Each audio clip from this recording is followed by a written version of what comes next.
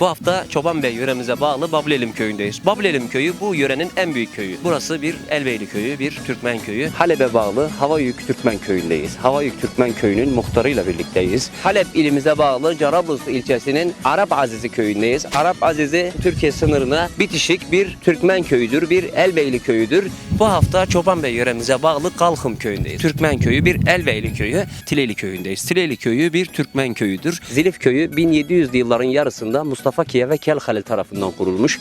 Köy Elbeyli köyüdür. Türkmen Kültürü programının yeni bir bölümüyle bu hafta Çobanbey'deyiz. Çerkez var, Kürt var, burada Arap var.